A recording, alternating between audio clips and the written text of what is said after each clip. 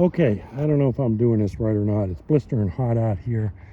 Trying to deal with this 15 to 20 yards of clay that put in here last year. This stuff is just unbelievable. It's compacted down like asphalt. Look at that. It's heavy.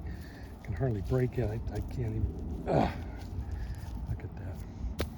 That's what was causing the drainage problem. So I did a lot of research. They say the way to deal with clay soil is to amend it with either compost or wood chips. And I do have a lot of wood chips, or I should say I had a lot of wood chips. I had red maple over here behind the tractor.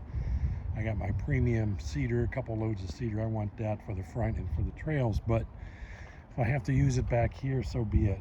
So the last week or so, I put the box blade, I have the box blade on the tractor, and I scraped all of the clay out that I could tell, that I could see. And I think I'm pretty close down to native soil. Some areas there might be a little bit clay. By native soil, I mean the soil that was there after I cleared this property out. When I bought it, there was a bunch of trees, and the native soil is this dark brown stuff, nice looking soil.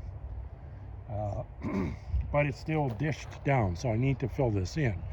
So I'm grinding in some wood chips here and on the base, and then what I'm going to do is take bucket loads of that wood chips, and I started over there putting into these piles of clay dirt that I have, and I'm going to use the rock bucket, which is it's got fingers on it, so the dirt will run right through it, and mix it up with that. Just plunge in there, grab a scoop, let it sift through, and try to mix the wood chips with the clay soil.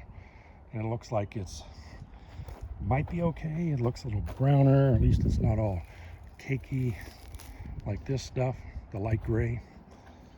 So the idea is to do that with these piles and then spread this back over here and regrade it down, try to get it level, get the damn rocks out of here, seed it, and just call it good.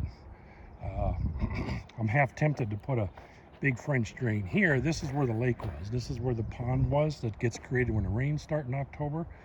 And it was coming up to the shed, and it was just horrible. This, ever since I pulled these trees out last year when I bought the property, I've never had any good drainage here. So something is screwed up here. I don't know if I can fix it this year.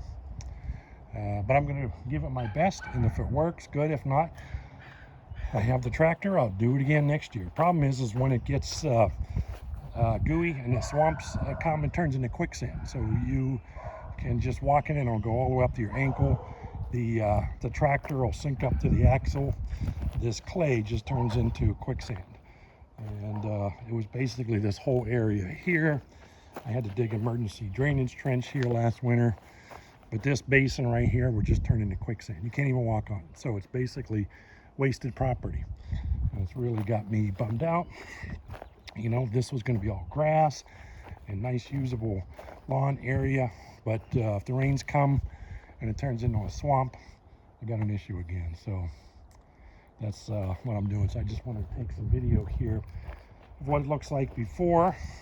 I got some more grading to do. I did fill in the 10-foot hole over here, so that's done. I'm not sure what I'm going to do with that. Probably build a wood shed. But the native soil is really nice. See how dark brown that is? I just wish I had that all out here. And if I scraped all this clay out of here that I put in, there's probably 30 yards of fill, probably 15 yards of this topsoil, which turned out to be clay from this nursery or whatever. Bummed me out. I got some free fill from the gas station, and then I got another 10 yards of something from somewhere else. I forgot. But most of it is that clay soil I got from the nursery. Kind of wish I didn't put that in, but I don't know that much about soil. Where do you get soil? It seems like I should have just put in compost. But anyway, if I don't put that back, it's going to be dished. I don't know if you could see it from this video. This will be a big basin here, and my fear is it's going to hold a bunch of water when the rains come, and it'll just be a pond. Some folks are saying just plant the grass. The roots and the grass will help hold it together and take up the moisture, but I don't think so. We had so much water. I mean, it was 8 inches of water for most of the winter. Anytime it rains, boom, big giant puddles. So I don't know if grass alone is going to pull up all that moisture. I think I need to level it. Amend it is a word that they're saying on the way to amend it with either compost, manure, or wood chips. And I happen to have a whole bunch of free wood chips, so that should help soak up the moisture. It'll break up the clay. They claim keep the clay from sticking together. So I'm doing my best with this box blade to scrape the clay out and break it up. Unfortunately, I got all these rocks everywhere. Every time I run this plow with these rippers, it just pulls up more rocks.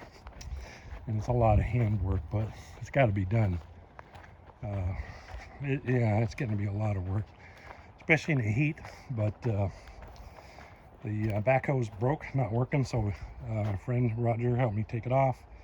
We got the box blade on it, the plow thing. I got the rippers set all the way down as low as they can, so it's kind of a scraper deal. These rippers rip the soil, tumbles in this box. This thing kind of scrapes and breaks it up, and then you float it out the back.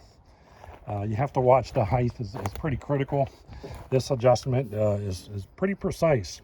So I'm anywhere in here. Problem is when you get the height set perfect where it's ripping and you want to just barely scrape the high parts and graze over the low parts, the front wheels on the machine change, and it changes the level of the bucket or the plow or the box blade.